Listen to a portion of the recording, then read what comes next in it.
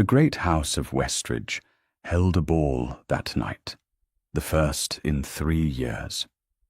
Everyone came to it, but the one person the whole evening would turn upon.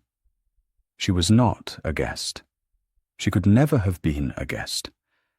She was the new under-housemaid, 6 weeks in the place, and she spent the ball as she spent all her hours, invisible, carrying the things other people wanted, taking away the things other people had done with. There is no one in England so unseen as a good servant at a great ball. The guests looked through her the way they looked through a doorway. She had learned, in a hard year, to be looked through. She had come to be grateful for it. A woman who is looked through is a woman who is not looked at, and being looked at was the one thing she could not now afford. Her name was Margaret Felbridge. She was 22, and there was more to her than a new under-housemaid ought to have, though no one at Westridge had yet troubled to notice it. She spoke too well. She carried herself too straight. She had a way of setting down a tray, of folding a cloth, of answering a sharp word that did not belong to the scullery. The older servants had remarked it among themselves. They set it down, as servants will, to airs, and disliked her a little for it. Margaret let them dislike her. It was safer than being asked where she had learned her letters, or why a gentlewoman's daughter was blacking grates in a house at the edge of the moor. Below stairs, before the ball, the servants' hall had been a warm crush of nerves and borrowed finery. The housekeeper drilled the footmen. The cook swore over her sauces. And in the middle of it, unregarded, Margaret carried and fetched, and did the work no one else would stop to do. Quick and quiet and thin, too thin. The cook had said so that very evening, watching her go by with a laden tray. "That one eats nothing," she said to the housekeeper. "Works like a horse and eats like a bird. It isn't natural. And where does she take herself of an evening, I should like to know, when a Christian girl would be by the fire?" The housekeeper had said nothing, only watched the new maid go, and thought her own thoughts. Upstairs, the Duke of Dunwood watched her leave. He had not meant to watch her. He had not meant to watch anyone. He stood at the edge of his own ballroom, with a glass he did not drink, and let the evening wash over him without touching him. It was the way he took most evenings now. Jonathan, Duke of Dunwood, was 30 years old. He had a hard, handsome face and clear green eyes that gave very little away. He had learned, in a hard life for all its grandeur, to watch a room the way a man watches weather he does not trust. He had reason. He had been robbed once by a steward he had loved like a father. He had been courted all his life by people who wanted the dukedom and called it wanting him. And 2 years before, he had come home from burying a brother in a foreign field, and had not, since, found much in any room worth the trouble of feeling. At his elbow all evening had been Lady Celeste Marbury, seeing to it that he did not forget she was there. She was very beautiful, and she meant to be his duchess, and she had the patience of a woman who has decided a thing is owed her. He was civil to her. He was civil to everyone. It cost him nothing, and gave nothing, and she had not yet understood that the civility was a door, not a welcome. So he watched, out of habit. And because he watched, he saw the thing no one else saw. He saw the new housemaid slip quietly through a servant's door, and out into the dark. It was the very height of the ball. The music loudest, the floor full, every eye in the house turned inward on the glitter. It was nothing. A maid stepping out for air. He told himself it was nothing, and turned back to his guests, and forgot it for an hour. And then, later, he stood at a tall, dark window with his back to the light, and happened to look out across the black park toward the moor. And he saw, far off, a small, moving light. It was a lantern. It went steadily away from the house, across the park, toward the ruined edge of the estate, where nothing stood but an old keeper's cottage that had been empty 20 years. He watched it go.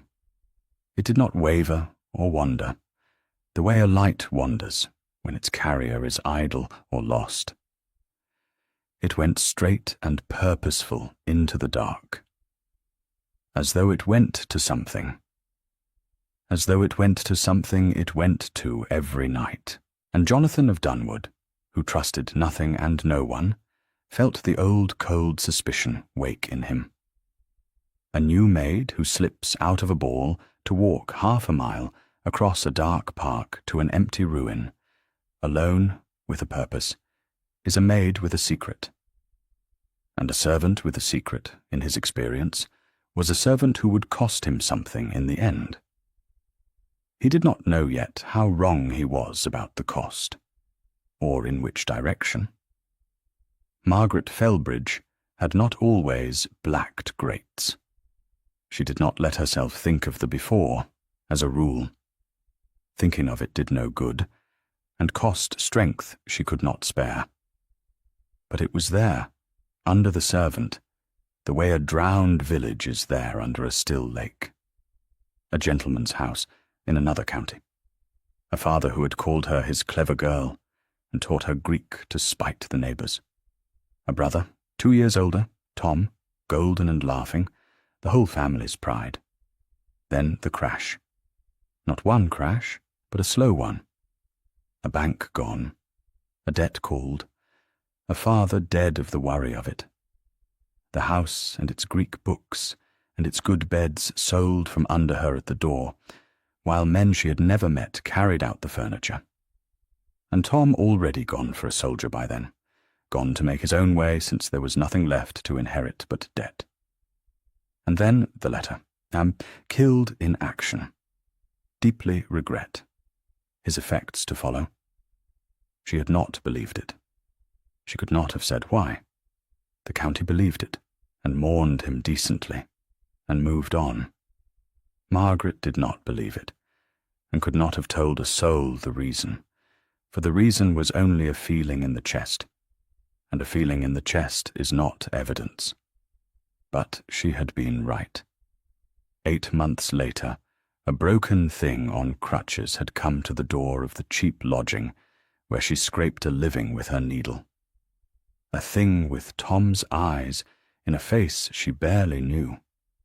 Taken for dead on the field, left among the dead, found alive by a burying party. Months in a foreign hospital. Sent home at last a cripple, with no papers and no pension anyone would honour, and a horror in him that would not let him sleep. She had one thought, holding him in the doorway. They must not know. If the world learned that the dead Ensign Felbridge was alive, the creditors would fall on his pension, such as it was. The parish would want him for a pauper. The county would come to look at the ruin of the golden boy, and pity would finish him where the war had not. He could not be seen. He could not be known. He must be hidden and fed and mended in secret by someone who asked nothing and told no one, until he was strong enough to be a person again. There was only one person in the world to do it.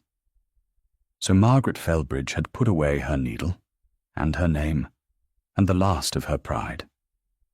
She looked for a place. Not any place. A place with an empty corner near it. A forgotten cottage. A ruin, where a hidden man might lie. Westridge, at the edge of the moor, had an old keeper's cottage 20 years empty, and it wanted an under-housemaid, and it was far from anyone who had known the Felbridges. She had walked Tom to the ruin by night and settled him. She had gone up to the great house in the morning and asked for the post. She got it and begun. That had been 6 weeks ago. It felt like 6 years. The stealing was the part that shamed her, and the part she would not stop. She had tried, at first, to feed him on her wages alone, and found it could not be done. Not and keep him mending. Not on a maid's pay. So she took a little. Never much. A heel from a loaf that would go stale. A cut off a joint the family had done with. Scraps and ends, the things a great kitchen throws to the pigs. She told herself it was only the pig's portion. She knew it was not, and took it anyway. She carried it out across the dark with her heart in her mouth, and fed it to her brother. And she called it, in the ledger of her own conscience, a debt the world owed her that she was collecting in bread. She was nearly caught once that 5th week. She had the cold meat in her apron, and the cook turned back for her spectacles, and Margaret stood in the larder with her heart slamming and her whole future in the fold of a cloth. The cook found her spectacles and grumbled and went and did not look at her. Margaret had gone out into the dark that night, shaking so hard she could barely hold the lantern. She wept the whole half-mile silently. Then she wiped her face and went in to Tom and was steady. Being steady for Tom was the one thing she never let herself fail at, whatever it cost. That was the woman the Duke of Dunwood had begun to suspect of a sordid intrigue. He did not know it yet, but he would. The whispers began within the week, and they began, as such things do, from the kitchen. Food was going missing. Not much, and not valuable. A heel of bread here, a cut of cold meat, a twist of tea, a screw of sugar, a few apples from the store. The cook noticed it. The housekeeper noticed it. And because a great house cannot abide a mystery in its larder, they set themselves to catch the thief. It did not take them long. The food went missing on the evenings the new maid took her walk, and the new maid, alone among the servants, never took her half-day. She never went to the village. She never wrote or received a letter. And she had, since she came, grown noticeably thinner, as though the food she carried out of the house was not food she meant to eat herself. The housekeeper was a fair woman. She said nothing yet, for a suspicion is not a proof. But there was another at Westridge that season, who was not fair at all. Once she had the scent of it, she made it her business to see that the thing came to the Duke's ears in the worst possible shape. Her name was Lady Celeste Marbury, and she had come to Westridge in the autumn as the guest of the Duke's grandmother, and she had come with an object. The object was the Duke. She was very beautiful. That was the first thing anyone said of her, and often the last, for the beauty was so complete and so cold that it left little room for anything else. She was of good family and small fortune. She had reached the age of 26 without securing the great match her beauty had always promised, and she had fixed, with the whole force of a nature that had learned to be afraid, upon the Duke of Dunwood as her last, best, final chance. She meant to be his Duchess. She had told herself so many times that it had stopped being an ambition and become, in her own mind, very nearly a right. And a woman defending what she believes to be her right is a more dangerous thing than any thief. She had seen the Duke watch the maid leave the ball. She missed very little, Lady Celeste, where the Duke was concerned. She had seen his green eyes follow the little light across the park. She had marked the exact quality of the attention in them, and she had not liked it. It was not the attention a man gives a servant. It was the attention a man gives a puzzle he means to solve. And a man who solves a puzzle is a man who has begun to be interested. Interest was the one thing Lady Celeste could not permit the Duke to feel toward any woman but herself. So when the whispers of the larder reached her, she took them up as a gift. She carried them to the Duke sharpened. "I would not speak of it," she said to him one grey afternoon in the library, having arranged with some care to find him there alone. "It is only that I should not forgive myself if something were amiss in your house, and I had held my tongue out of delicacy." She let a small, troubled sigh do part of the work. "The new maid, the Felbridge girl. Your people are too loyal to trouble you with it. But I am only a guest, and I may say what they may not. There is talk, Duke. Food gone from your larder on the nights she walks out. And she does walk out every night, alone, across your park, to that ruin on the moor. A young woman. Alone, at night, to a place where a young woman can have no honest business." She lowered her lovely eyes. "One does not like to think it, but one hears she is not what she seems, that she came here under a plain name from no one knows where, that there is a man she goes to. A servant who steals to feed a man she meets in secret is a servant who will bring shame on a house. I say it only for your sake. I would rather be thought unkind than see you deceived." The Duke heard her out in silence. He had a great capacity for silence, and he used it now. Lady Celeste, who could read most faces, could not read his. He thanked her, gravely, for her concern. He said he would look into it, and he gave her nothing else. No anger, no gratitude, no promise. She left the library dissatisfied, and a little afraid, for she had loosed her arrow, and had not seen it strike. But it had struck. The Duke sat on alone in the darkening library. He turned the thing over in his cold, suspicious mind, and every part of it fitted the shape of the thing he had spent his life learning to expect.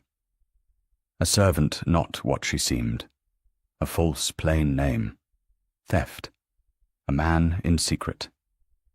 He had been robbed before by people he had trusted. He had learned that the ones who seem too fine for their place are the ones to watch, that the straight back and the good speech are as often the marks of a cheat as of a lady. He told himself, sitting in the dark, that Lady Celeste was very probably right, that he had been a fool to feel, even for an hour, that flicker of interest in a thieving maid. And he resolved to do the thing he did with everything he did not trust. He would see it for himself. He would follow her and find out. He followed her the next evening. It was the last evening he would ever be the man he had been that morning. She came out of the house at the usual hour, when her work was done and the family at dinner. She carried her small shielded lantern and a bundle wrapped in a cloth. And she went as the little light had told him she went, straight across the dark park toward the moor. He kept well back. He had learned in the war to follow a thing across broken ground in the dark without being marked, and the skill came back to him now. He went after the small, steady light, with a cold, sick certainty that he was about to catch a thief and a liar in the act. And under the certainty was a colder feeling he could not name, and did not like, and had felt for the first time watching her slip out of his ball. The light led him 1/2 mile to the ruined keeper's cottage on the edge of the moor, where nothing had lived in 20 years. It was not a ruin. That was the first thing that was wrong with his certainty. From a distance it was a ruin, a black shape against the last of the sky. But close to, he saw that one room of it had been made weather-tight. The broken window stopped with sacking and board, the fallen door propped and hung. From within that one room came a faint warmth of firelight through the sacking. And, as he stood in the cold dark a little way off, the low sound of a voice. 2 voices. Hers, low and steady. And another, a man's, cracked and thin and frightened.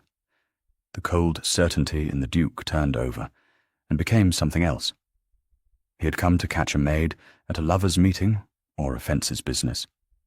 He stood outside a stopped-up ruin, listening to a young woman speak to a man in the particular voice a person uses to someone very ill. And he found he could not now simply throw open the door and be right. He moved close to the sacking, ashamed of himself and unable to stop, and he looked through the gap where the board did not quite meet. And he saw the thing that undid him. There was a man in the cottage, and the man was a soldier, and the man was dying, or had been dying, and was being kept alive by main force of love. He lay on a low pallet by a small, careful fire. He was young, younger than the Duke, though it was hard to tell, for war and pain had aged him past his years. One leg was gone below the knee. The other was bound and splintered. His face was hollow and grey. His eyes, when they opened, were the eyes the Duke had seen on men who had been too long where men should not go, and had come back with a part of themselves left behind. He was shaking. He was always shaking, the Duke would learn, in the bad hours after dark. And the maid, the new under-housemaid, was kneeling by him, unwrapping the bundle she had carried across the park. The bread, the meat, the twist of tea she had taken from the Duke's larder. She was feeding him with her own hands, a little at a time, and she was talking to him low and steady all the while. Of nothing, of everything, of the small doings of the house, of the weather, of the spring that was coming. Anything to hold his frightened mind above the black water it kept sinking toward. "There," she said. "There now, a little more. You must eat, Tom, or all my thieving is for nothing, and I shall have blacked 40 grates for a man who will not so much as chew. Eat, and I will tell you about the ball. There was a ball tonight, the first in 3 years. I could hear the music from the back stairs. I stood a moment and listened to it. I thought how you used to dance. Do you remember? How no girl in the county would sit down while you were on your feet." Her voice caught and steadied. She had a great gift for steadying her voice. The Duke would come to know it well. "You will dance again. When your leg is knit and you are strong, you will. I have promised it, and I do not break my promises, as you very well know, you tiresome creature. So eat, let me get you strong, and one day I will stand at the edge of a ball and watch you dance, and I will not be carrying anyone's tray." The man, Tom, ate a little. To please her, the Duke could see, and not because he wanted it. And then he said the thing that took the last of the ground out from under the Duke of Dunwood. "You should let me die, Meg," he said, in his cracked, thin voice. "You should have let me die out there. You are starving yourself to keep half a man alive in a ruin. You have thrown away your whole life to nurse a thing the world thinks is dead already. Let me be dead. Go and live. I am not worth what you are paying for me." and the maid took his grey face in her two roughened hands. She said, fierce and low, and with her whole heart, "You are worth everything I have, and everything I am. I would pay it all again tomorrow, and the day after, and every day of my life, and count it cheap. You are my brother. You are all the family I have left in the world. They wrote you dead, and I did not believe them, and I was right not to believe them, for here you are. I will not let you die, because the world finds it convenient. The world has found a great many things convenient at our expense. I am done. Do you hear me? I am done obliging it. You will live. If I have to steal every loaf in Westridge and black every grate in England, you will live. Now stop talking nonsense and eat your supper." Outside in the dark, the Duke of Dunwood stood with his hand against the cold stone of the ruin. He found that he could not see. He did not, for a moment, understand why. Then he put his hand to his own face and found it wet. He had a brother once, Harry, younger, brighter, better loved, the one the whole house had turned toward, the way a room turns toward a fire. Harry had gone for a soldier, against everyone's wishes, laughing, sure he was immortal, as the young are sure. And Harry had died in the mud of a foreign field 2 years before. The Duke had brought home a coffin, and a sword, and a folded coat. And he had never, in the 2 years since, been able to speak his brother's name aloud. He had told himself he had done everything a brother could do. He had bought Harry's commission, paid Harry's debts, given Harry everything the dukedom could give. He had not gone with him. He had not been there. He had been safe and grand at Westridge, being a duke, while his brother died alone among strangers. No one had held Harry's face in 2 hands in the dark, and told him he was worth everything and would live. No one had thieved bread to keep Harry breathing 1 more day. Harry had simply died, conveniently, as the world found convenient, and the world had gone on. And here, in a ruin on the edge of his own moor, a housemaid was refusing, with her whole starved body and her whole fierce heart, to let the world have its convenience. She was doing the thing the Duke had not done. She was staying. She was paying. She was keeping a broken soldier alive by main strength of love, and stealing his own bread to do it. And he had come out across the park to catch her at a crime. He went back to the house in the dark. He did not sleep. And in the morning he was not the man he had been. We'll take a very short break. If you don't want to miss new stories, please subscribe to the channel. Everything was explained now. That was the strange, calm center of the storm in him. Everything the suspicion had built was thrown down, and in its place stood the truth, and the truth explained everything the lie had explained, and more. The good speech and the straight back. She was gently born, then fallen, not through vice, but through the same wave of ruin that had swallowed so many when the war and its debts came home.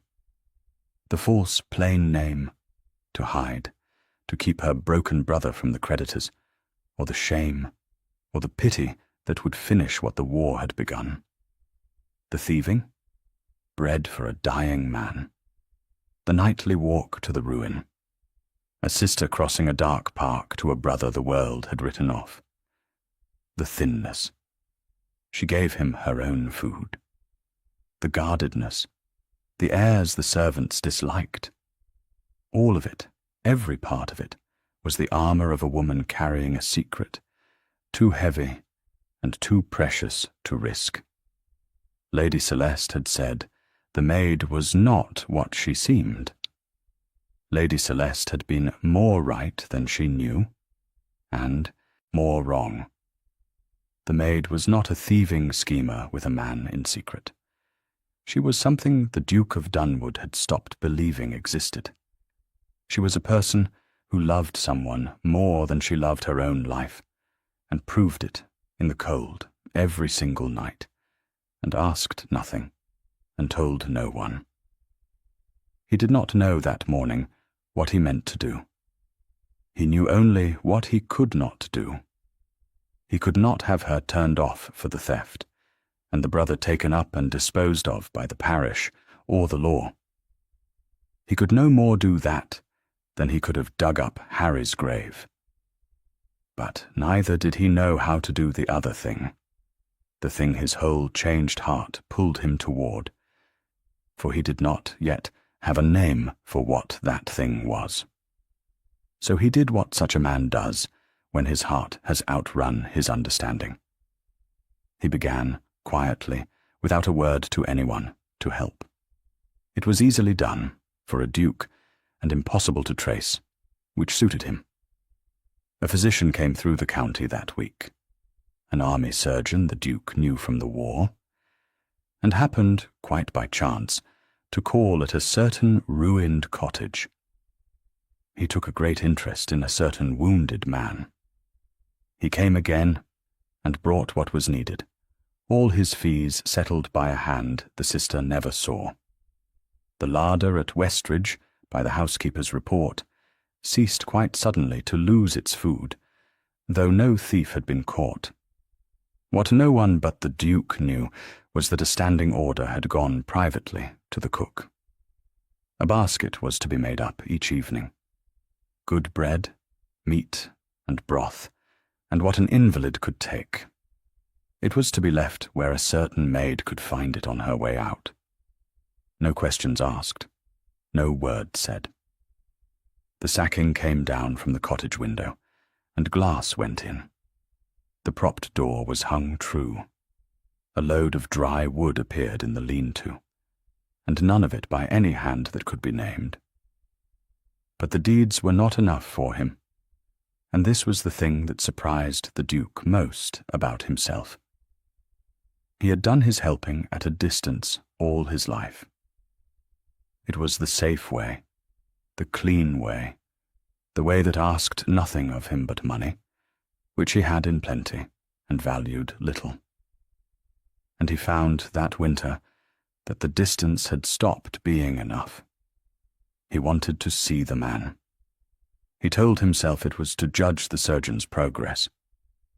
It was not. It was something he could not have named, and did not try to. So he went one afternoon, when he knew the maid was safe at her work in the house. He went alone, and plainly dressed. He did not send his name ahead, for the man in the cottage did not know there was a duke in the case at all. He knocked at the mended door, and when the cracked voice bid him enter, he went in and sat down on the stool by the pallet. He told the wounded soldier that he was a neighbour who had heard there was an old campaigner hereabouts, and had come to pass an hour. It was the strangest hour of the Duke of Dunwood's life, and one of the most necessary, for Tom Felbridge, starved of any company but his sister's, and too courteous even in ruin to turn away a caller, talked. He talked of the war. He talked of it the way such men talk to another man who has been there and will not flinch, plainly, without varnish, of the mud, the waiting, the noise, and the friends who were there at breakfast and gone by dark, and the Duke, who had never once been able to speak of the war or of Harry, found himself for the first time in 2 years in a room where the thing could be spoken. He did not speak of Harry, not yet, but he sat in the small, warm ruin and listened to a broken ensign talk of the field where his brother had died. And it was as though a door long nailed shut had come a little open and let in air. "You lost someone out there," Tom said at last, not as a question, He had the terrible clear sight of men who have been to the edge. I know the look. My sister has it about our father. You have it about a soldier. My brother? Said the Duke. It came out before he could stop it. It was the second time in his life he had said it aloud, and the first had been in the dark outside this same cottage, to no one. 2 years ago. I was not there. Tom was quiet a moment. Then he said the thing that the Duke would carry for the rest of his days. It is a hard thing, not to be there. I will tell you, though, since you have sat an hour with a stranger and not once looked at my leg. Most of the men I saw go, went quick, and went thinking of home, and of the ones at home, not of who was or was not standing by. A man dying does not count the faces round him. He thinks of the faces far off, the ones he is dying for. Whatever your brother thought, in the end, I will wager it was of you, and it was not blame. We do not blame the ones we love for being alive. We are glad of it. It is the one clean gladness left at the end, that someone we love is safe and warm and will go on. You gave your brother that, whether you were there or no. You were his safe, warm place he was dying to keep. Do not take that from yourself. It is a poor return for his dying. The Duke of Dunwood sat very still in the small, warm room. He did not trust his voice. When he had it again, he said only that he thought the surgeon might do the leg some good yet, and that he would call again if he might. And Tom said he would be glad of it, for the days were long. And the Duke went out into the cold, and stood a while in the lee of the ruin his own men had mended, and let the old grief move in him, changed. He had come to give the wounded man care, in his cold, private way. He had gone away given something instead, by a cripple in a ruin who had nothing to give but the truth. He understood, walking home, that he was not helping this family out of charity any longer, if he ever had been. He was tangled in it now, root and branch. And at the heart of the tangle, growing where nothing had grown in 2 years, was the maid who had made it all, whom he had still, to this hour, never once let know that he knew. Margaret could not understand it. She lay awake over it, as she had once lain awake over how to feed Tom at all. The food she no longer had to steal, appearing as if the house itself had decided to feed her brother. The surgeon who would take no fee and gave no name. The mended window, the seasoned wood. She was not a fool. She knew that such things do not fall from heaven, that somewhere there was a hand and a purpose behind them. And the not knowing frightened her, for in her experience, an unexplained kindness was only a trap that had not yet closed. She watched for the closing. She waited, as she had waited her whole hard year, for the price. And she found that the price did not come. And the not coming frightened her more than any price. She spoke of it to Tom one night, because there was no one else in the world she could speak of anything to. Someone knows, she said, kneeling by his fire, turning the good bread from the mysterious basket over in her hands. Someone knows about you, and about me, and about all of it. This bread did not come from the pig's trough. This is a gentleman's bread. And the surgeon. And your window. Someone has known for weeks, Tom, and said nothing, and only helped. She said the word as though it were in a foreign tongue. I do not understand it. In all my life, a person who knew a thing about me that could hurt me has used it. Every time. That is what knowing is for. And now someone knows everything. The very worst.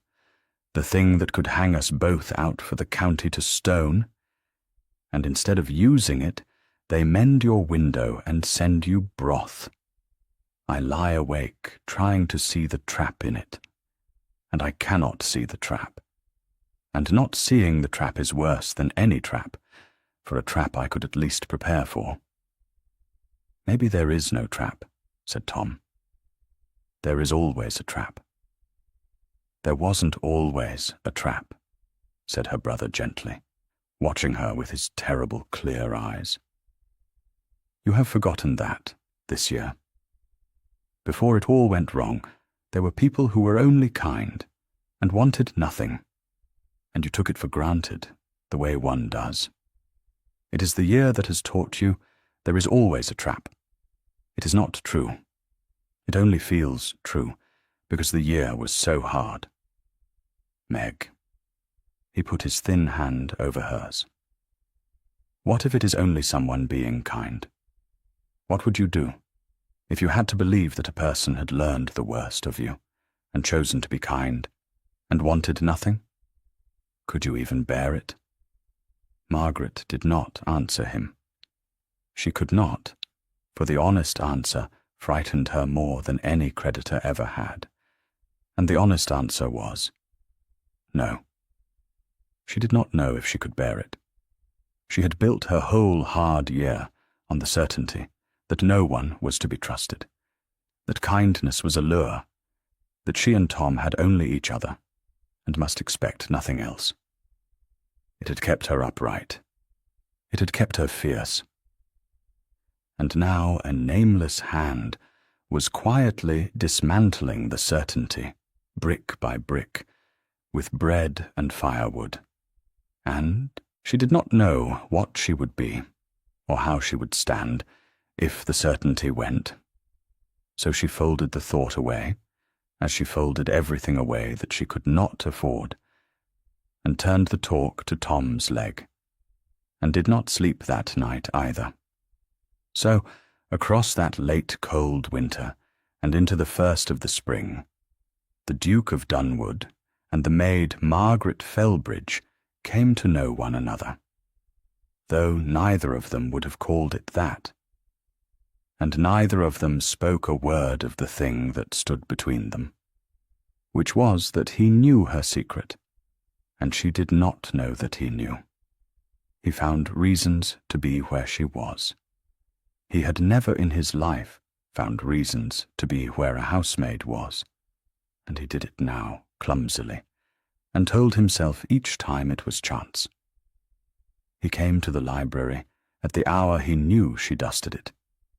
He found her with a book in her hand, caught and mortified, braced for the reproof that was a servant's due for touching a master's books. "What are you reading?" he said instead.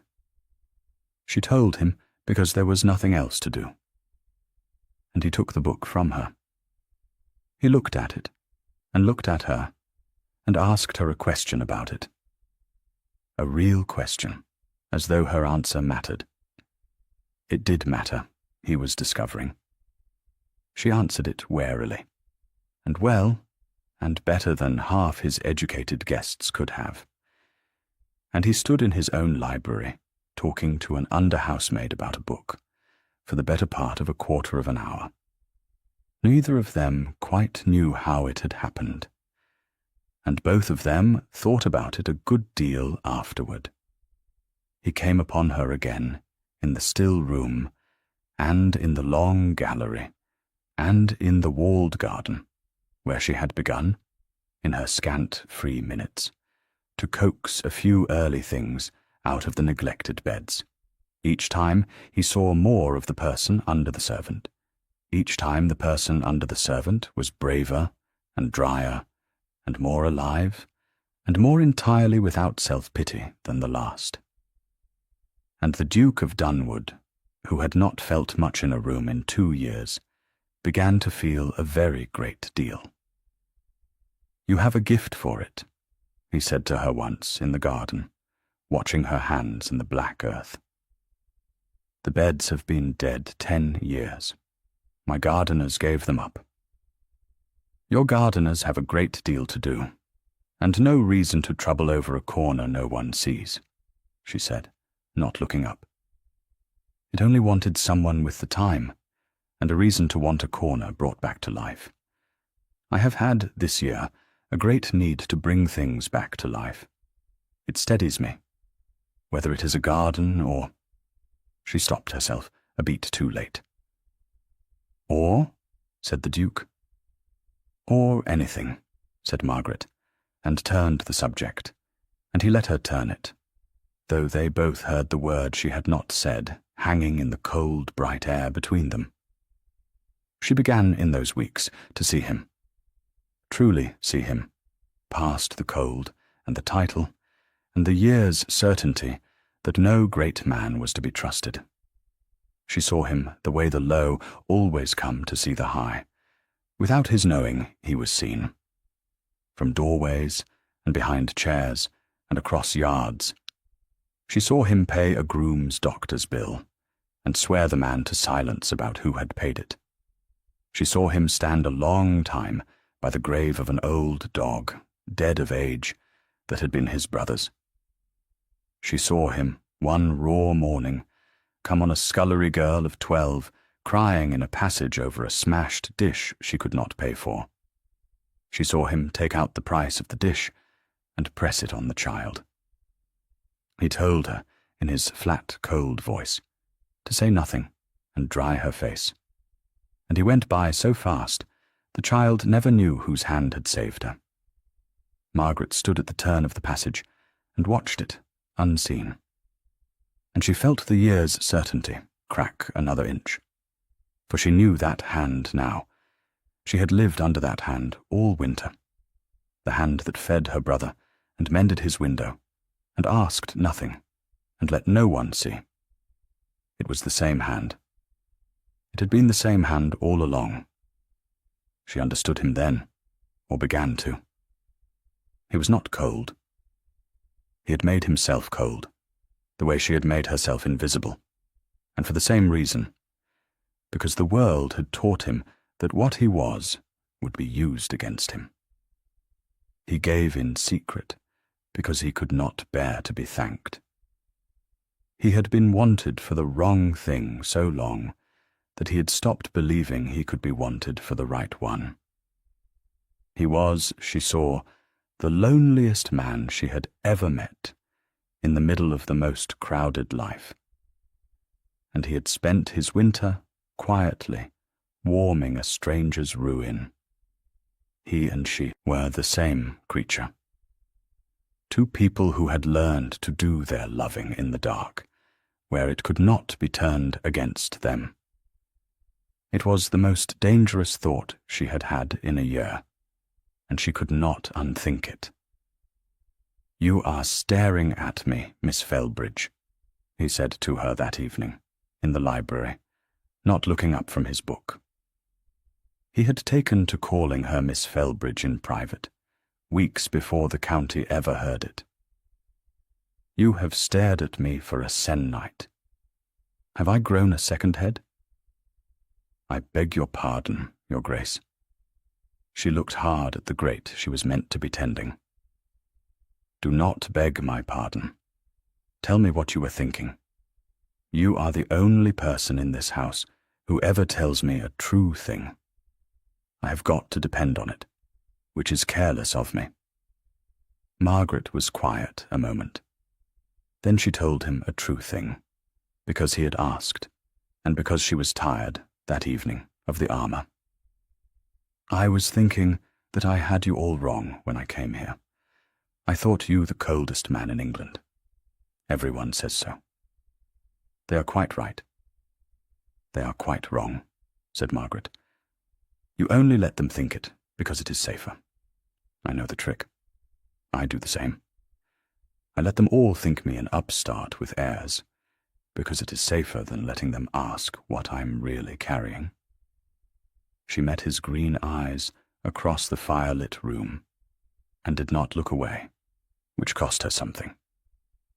"I do not think you are cold at all, Your Grace.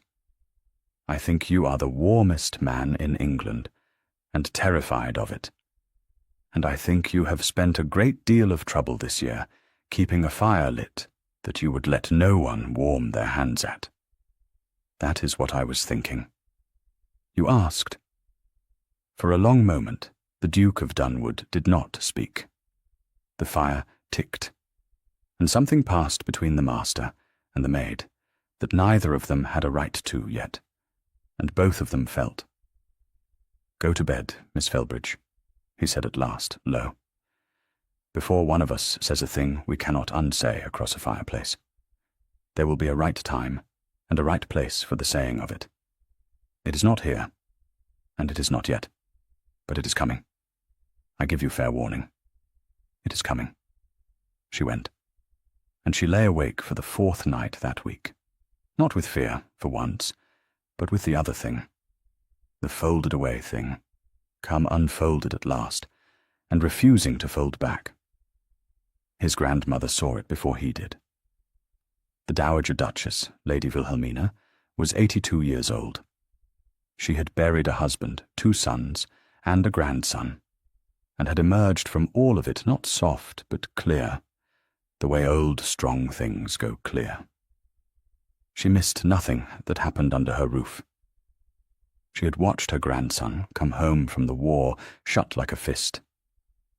She had watched him stay shut for 2 years. She had begun to despair of him, quietly, as the old despair of the young they will not live to see mended. And then, that winter, she watched the fist begin to open. She watched him look up when a certain housemaid came into a room. She watched the hard green eyes follow the girl, and go, for a moment, not hard. Lady Wilhelmina said nothing at all. She wanted her grandson living again more than she wanted anything left to her to want. So she watched, and drew her own conclusions, which were, as her conclusions generally were, correct. She tested the girl, once in her own way, to be sure. She had Margaret sent up to read to her of an afternoon, the dowager's eyes being too old for print. And she chose, on purpose, a hard book, a book of history in a close old hand, to see what the under-housemaid would make of it. Margaret read it beautifully. She read it as a woman reads who has been read to as a child by people who loved books, and who has read them since for herself in cold rooms, because there was nothing else warm to be had. And when she came to a passage the old woman thought too dry, and looked up to find her companion's eyes gone bright over it, the dowager set a small trap of her own. "You find that interesting?" she said. "Most would not. It is very dry." "It is not dry to me, my lady," said Margaret, forgetting herself for once. "It is about a family that lost everything, and how they bore it. I find I have a great interest this year in how people bear things." And then she heard what she had said. The shutter came down. She begged the dowager's pardon, and read on in a servant's flat voice. But it was too late. The old woman had seen through the shutter to the room behind it, and what she saw pleased her very much. That evening she said to her grandson, without preamble, in the way of the very old who have no time to spend on approach, "That new maid of yours is no maid. She has been gently bred and hard used. She is worth 10 of every simpering miss your poor mother ever paraded past you. And if you have the sense God gave a goose, you will have found that out for yourself already. I say no more. I am too old to meddle. But I have eyes, Jonathan. I have watched you die by inches for 2 years. This week I have watched you come back to life, and I know exactly what has done it, and it is not the spring." And she took up her cards, and would say no more, and left her grandson to sit with it, which he did half the night.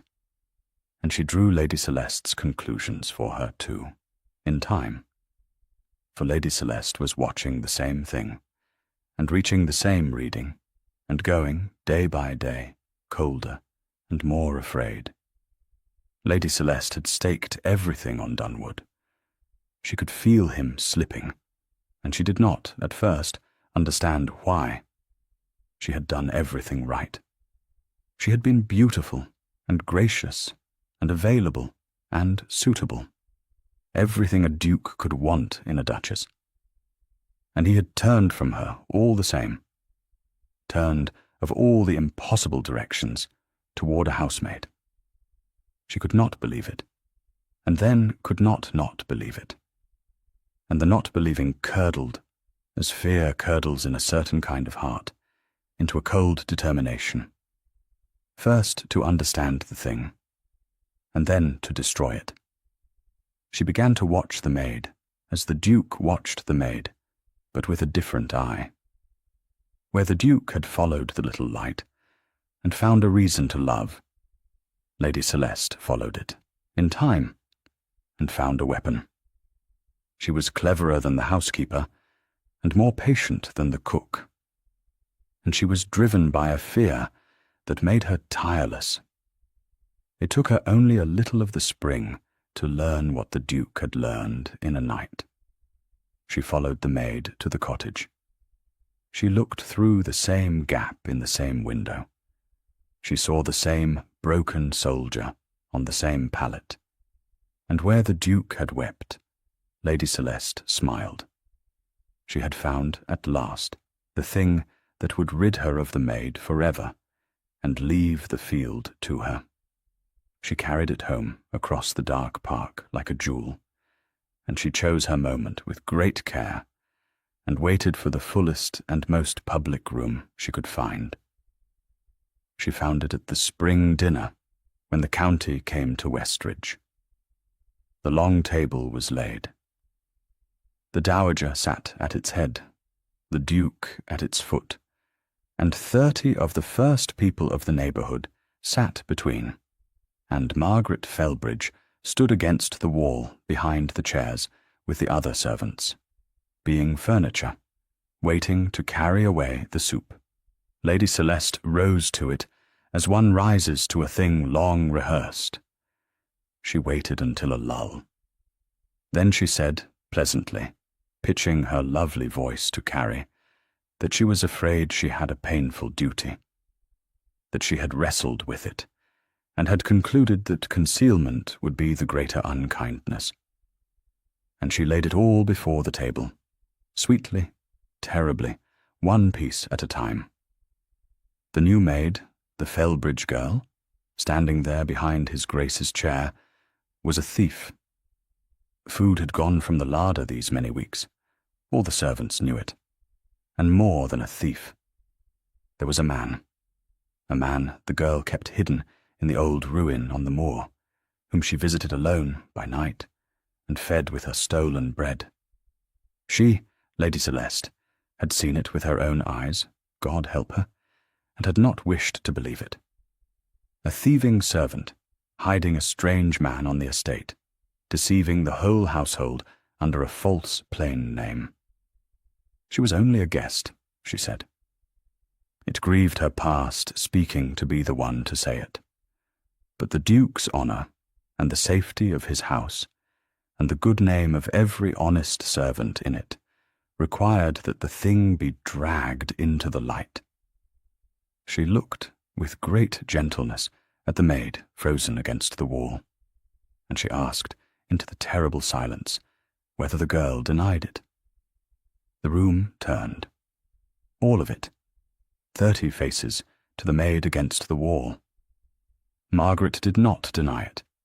She stood very straight against the panelling, white to the lips, and did not deny a word, for not a word of it, in its bare facts, was false.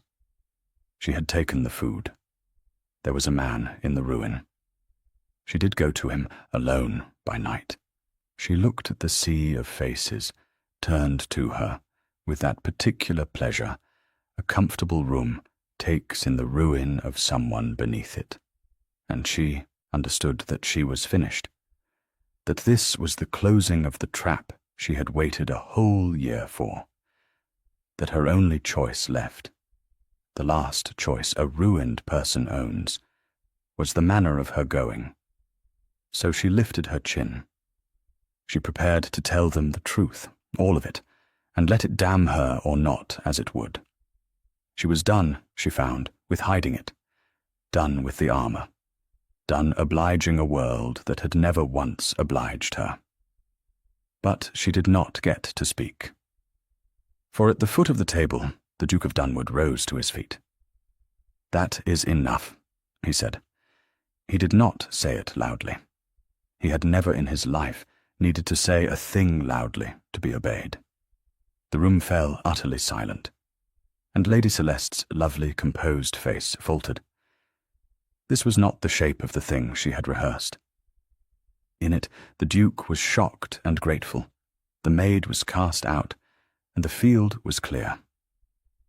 "Lady Celeste has told you," said the Duke into the silence, "that the food was stolen. It was not stolen.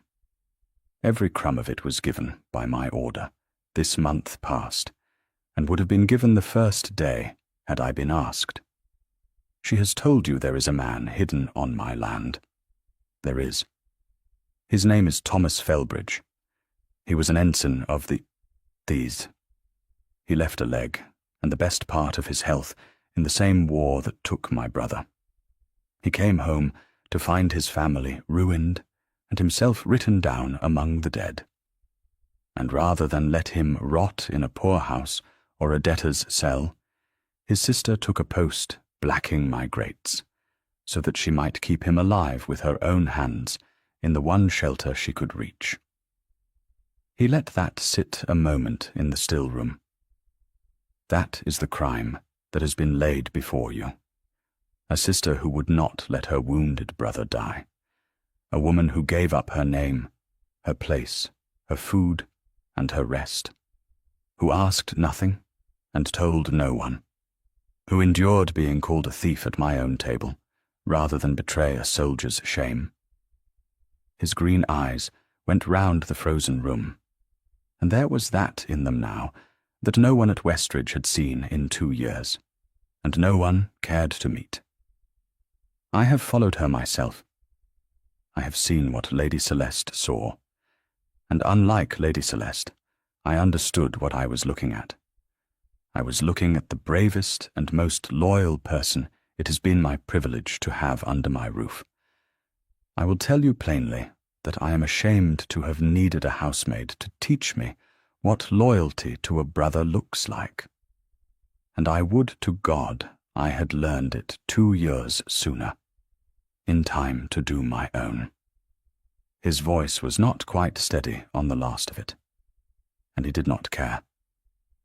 He looked at the maid against the wall, white and shaking, and staring at him as though the floor had opened. For she understood now, all at once, the food and the surgeon and the mended window. She understood that he had known for months, and said nothing, and quietly fed her brother. And the understanding was too large to hold. She put out one hand against the panelling to keep her feet. "Miss Felbridge," said the Duke, and the whole table flinched at the miss. "Will you do me the honor of leaving this room, which is not fit for you, and going to your brother, who wants you? A carriage will take you.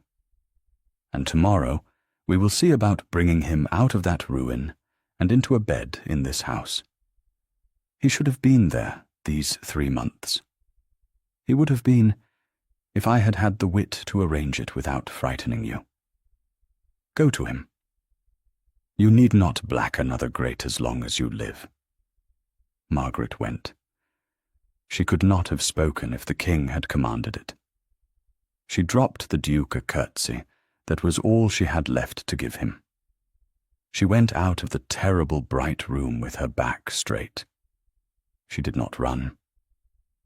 And she left 30 of the first people of the county sitting in a silence that would be 3 counties wide by morning.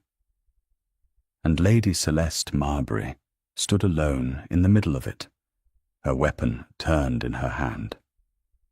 She understood that she had destroyed not the maid, but herself.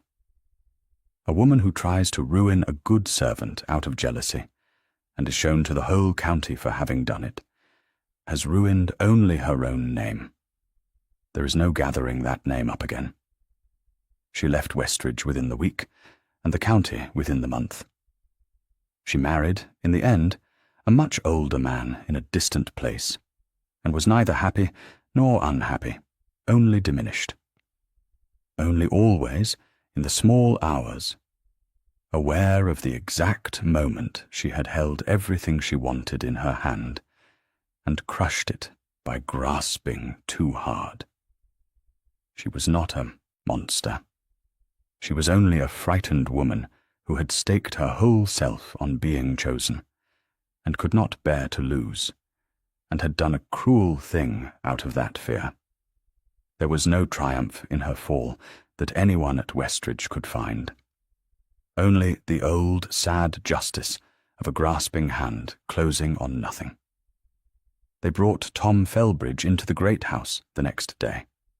He was carried careful up the grand stair by the Duke's own men, and put in a warm room with a broad window that looked over the park. The army surgeon came openly now. The good broth came from the kitchen, without anyone pretending it did not. And slowly, over the spring, the broken soldier began to mend. Not wholly. The leg was gone, and would not come back. There were nights, always, when the black water rose, and the shaking came, and he woke shouting from the foreign field. But he mended as much as such a man mends, which is to say, he began to want to live. And the wanting is the whole of the battle. It was his sister who had won it for him, in a ruin, with stolen bread, and it was the Duke who let her finish the winning, in a warm room, with everything a great house could give. Margaret watched her brother mend, and did not, at first, know what to do with herself. She had spent a year with every hour and every crust and every ounce of her strength spoken for. Now, all at once, they were not. She was not a maid any longer, though she did not quite know what she was instead. The Duke had said she need never black another grate, and she did not. But she could not simply become a guest in the house where she had carried the trays. She moved through those first strange weeks, in a kind of homeless country between the two, belonging to neither, watched by all. The one clean joy of those weeks was Tom. He was in the house now, in his warm room with the broad window, and she could go to him openly, in daylight, and sit with him as long as she liked, and it undid her a little every time. For a whole year she had seen her brother only in the dark, only in a ruin, only in stolen hours, always afraid. Now she could carry his dinner up a grand stair, on a proper tray, set it before him by a window full of light, and stay while he ate it. And neither of them had to listen for a step in the dark. "Look at you," Tom said to her, the first fine morning, propped up to watch the park. "A whole year you have been grey as a ghost, and cross as two sticks, and thin as a rail, and now there is colour in your face. You have been eating. Do not think I have not noticed. You have been eating your own dinner at last, instead of bringing it all to me. It is the best sight I have had since I came home." He grinned, the old grin, the golden boy grin the war had not quite killed. "It is that Duke. You have gone soft over the Duke." "I have not gone soft over anyone," said Margaret, arranging his blanket with unnecessary force. "I am grateful to his grace. That is all. He has been very good to us, and I am grateful, as any person would be." "You are the worst liar in England," said Tom comfortably. "You always were. You could never keep a thing off your face for 2 minutes together. Do you remember when you broke Papa's watch and tried to say the cat did it, and we had no cat? You have the watch and cat face on you now, Meg, every time his name is said. Gratitude? He snorted. I have watched you be grateful to people. You go stiff and correct, and you cannot get away from them fast enough. You do not go pink and cross and forget how to fold a blanket. Margaret did not answer that, because there was no answer to it that was not a confession. And she was not ready, yet even with Tom, even with herself, to make the confession. She had spent a year forbidding herself to want anything beyond her brother's life. The habit of not wanting was the strongest thing she owned, stronger than hunger, stronger than fear. And she found that laying it down was the hardest work she had ever done, harder than the grates, harder than the stealing, harder than the long walks across the dark. To let herself want the Duke of Dunwood was to let herself be hurt again. She had been hurt so thoroughly, so many times, in one short year. The wanting felt less like hope than like walking back into a house that had already fallen on her once. But the colour was in her face, whatever she told Tom. And the habit of not wanting, for the first time in a year, had begun to lose. It was the dowager who ended it.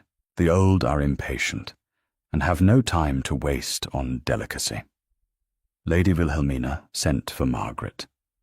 She looked her over with the bright, hard eyes that had buried 3 generations, and said, without preamble, that she was in want of a companion.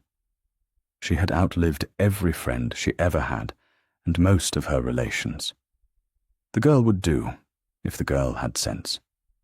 They would suit or they would not, but they might as well find out. It was the same kindness dressed as need. Margaret saw straight through it, and was grateful past speaking. She became the dowager's companion. And so she had a place, and a name, and a footing in the house that was neither servant nor stranger. She could look the Duke of Dunwood in the eye at last, as something like an equal, which was, the old woman knew perfectly well, the entire point. And the Duke, freed at last from the great wrong that had stood between them, that he was master, and she was maid, and no honest thing could be said across that gulf, began to court her, badly, having no practice at it, and she to be courted, warily, having every reason in the world to trust no man, and one entirely new reason to wish to trust this one. He told her, one evening in the walled garden where she had brought the dead beds back to life, the thing he had never told anyone. I had a brother, he said. It was the first time in 2 years he had said it aloud. It came hard. She did not help him, only waited, which was the help he needed. Harry. He was everything I am not. Bright and warm and easy and loved. My God, how he was loved. He went for a soldier, laughing, and I let him go. I bought his commission and paid his debts and gave him everything the dukedom could give. And I told myself that was doing my part. And he died in the mud 2 years ago. Alone, among strangers. No one held his face in the dark and told him he was worth everything and would live. I was here, being a duke, safe. I did not go with him. I have not forgiven myself, and I do not expect to. He looked at her. And then I followed a light across my own park, expecting to catch a thief. And I found a woman doing for her brother the thing I did not do for mine, refusing the world its convenience, staying, paying. You cannot know what it was, to stand in the dark and watch you keep him alive by main force. It was the worst hour of my life, and it was the hour my life began again. You gave me back something I had lost 2 years before, and you did not even know I was there. I have been trying ever since to find a way to tell you what that is worth to me. I am no good at telling. I am better at doing things quietly and letting no one see. But you should know it. So I am telling you badly, in a garden, which is the best I can do. Margaret was quiet a long moment. Then she said, "The food, the surgeon, the window, it was you. All winter, it was you. It was me. You knew for months. You knew what I was and where I went, and you said nothing. And you fed my brother. And you let me keep my secret. And you asked for nothing. I did not know how to offer you help without frightening you," he said simply. "You were like a wild thing that has been trapped before. Any move too quick, and you would have bolted and taken him into some worse hiding, and I could not bear the risk of it. So I did it quietly, and waited, and hoped there would come a day I could tell you.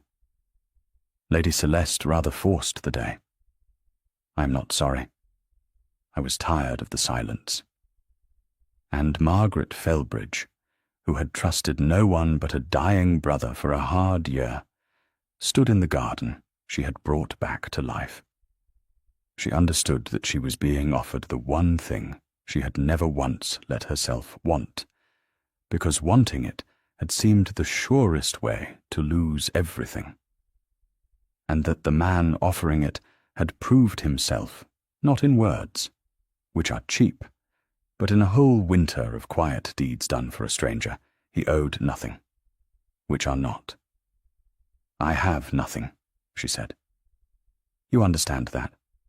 I have no name that is worth anything, no fortune, no family, but a broken soldier who will need care all his life. I was blacking your grates a month ago. The county will never let you forget it. If you are asking me what I think you are asking me, you must know exactly what you are asking for, and what it will cost you. I will not let you do it in a burst of feeling in a garden, and repent it at leisure. I have thought of nothing else for 3 months, said the Duke of Dunwood. I have counted every cost there is to count, and I find I do not care for any of them.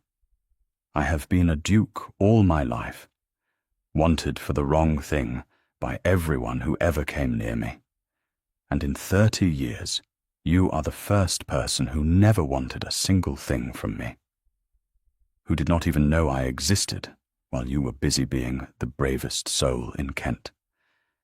I have had enough of being wanted for the wrong thing. I should like, for once, to be wanted for the right one. Or not at all. Marry me, Margaret. Not because you must, for you need not. Your brother is safe now, whatever you answer. I have seen to that, and will see to it always. Ask me nothing. Marry me because you would. If you would. She did not answer him that evening.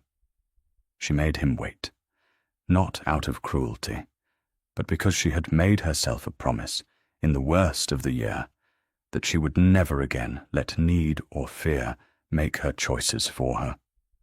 She would not break it even for him. Even for this.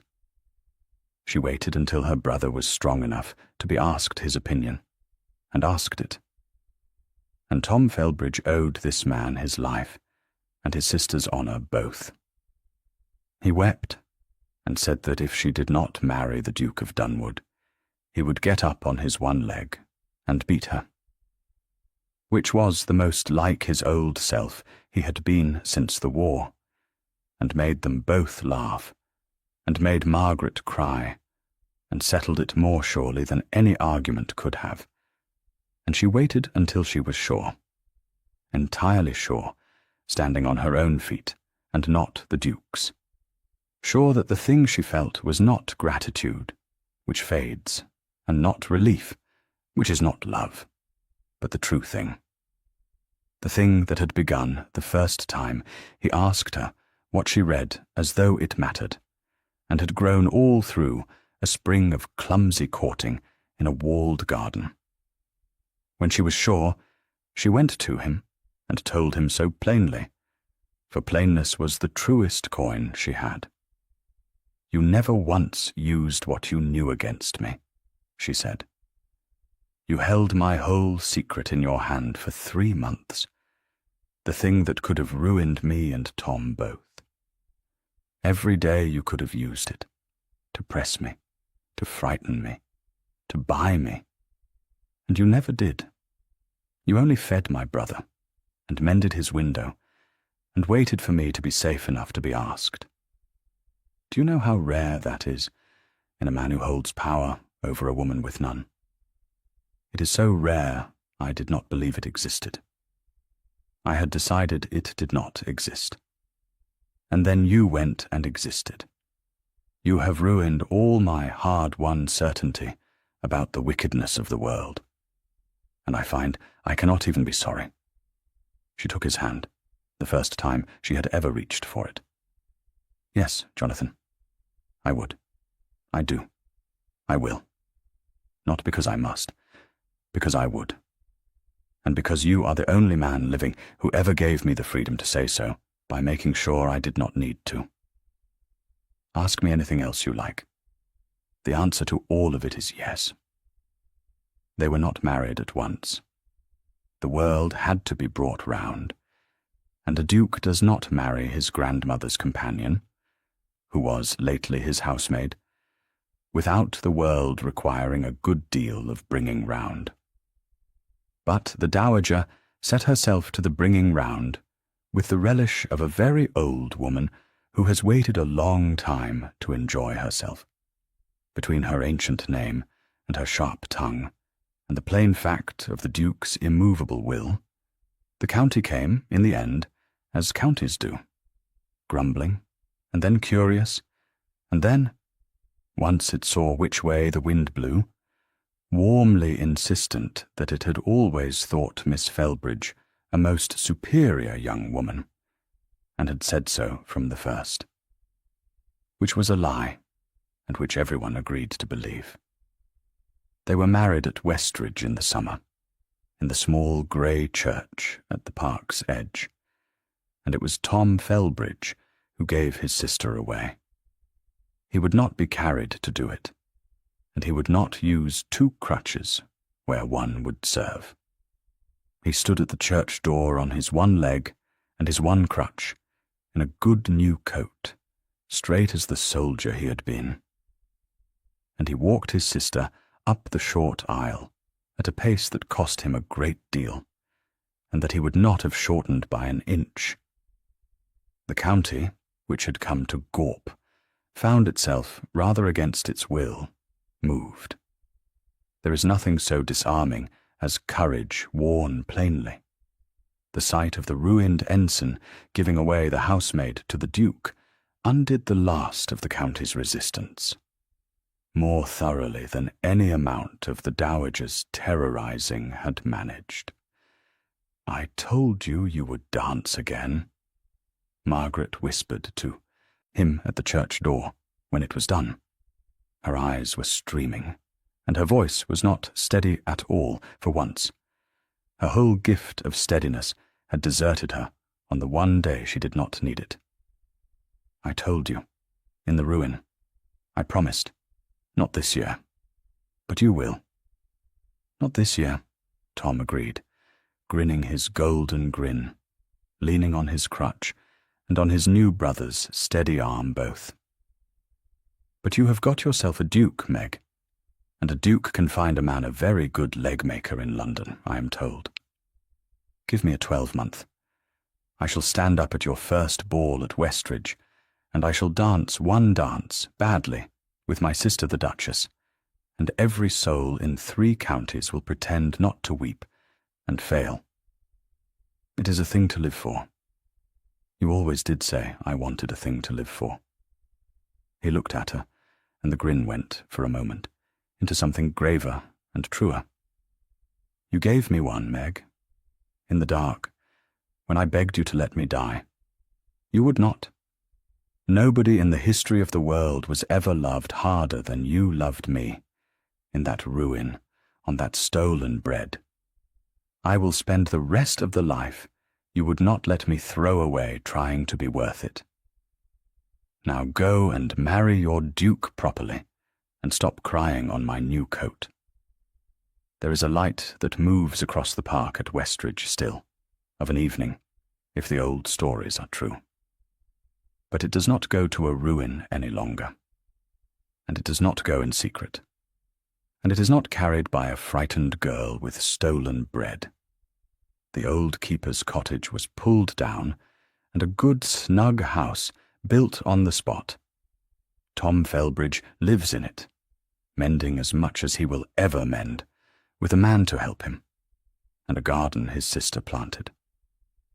And of an evening, when the Duchess of Dunwood walks out from the great house to sit an hour with her brother, she carries a lantern across the dark park. Openly, the way she once carried it in fear. The little light goes straight and steady across the black park, as it always went, to something it goes to someone it loves. Only now, when it comes to the small, snug house, the windows are lit to meet it, warm and unhidden. There is a good supper on the table that no one had to steal. The light does not have to hide behind sacking any more, and neither, at last, does anyone in it. The Duke of Dunwood had gone out one evening in cold suspicion to follow a servant's secret and catch a thief. What he found out explained everything, as the county would say for years afterward, not knowing the half of what it explained. It explained the food, the walking, the name, the thinness. It explained the guardedness of the strange fine housemaid at the edge of the moor. And it explained, to one hard-shut heart, that had followed the little light across the dark, the thing that heart had forgotten and been given back. That love is not a thing you say. It is a thing you do, quietly,